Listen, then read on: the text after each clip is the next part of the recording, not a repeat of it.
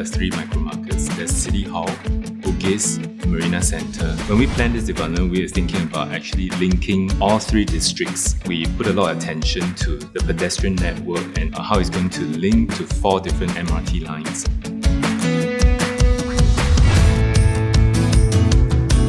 We are going to attract thousands of talented people who come into Guocoland Midtown. When we talk about rejuvenating a location, it is not just the physical, but it is really that influx of this new group of people. It will catalyze the transformation that's already happening in that district. So when we looked at the site, we're getting the essence of the old neighbourhood with the contemporary tower city and putting the 2 together. Rather than just a podium development with a series of towers, what we're trying to do is create a bit of urbanity, a bit of city building back on this site. So we're getting the fine-grained human scale development coming out of that together with the towers. In fact, we've got 7 different squares and gardens. So it's broken down. So it's not a massive, it's, as we keep talking about, this sort of human scale. While they could accommodate large events, the notion is you'll feel very comfortable within them.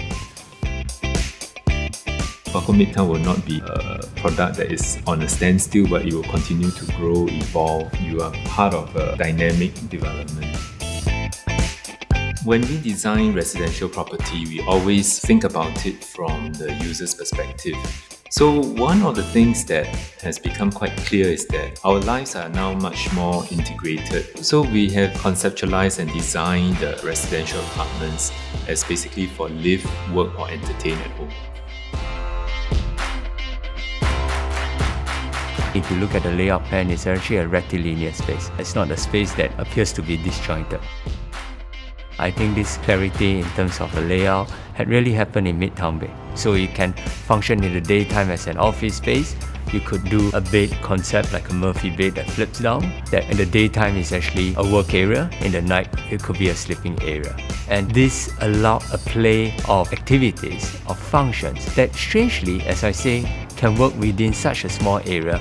It's a home that allowed a growth of activities to happen.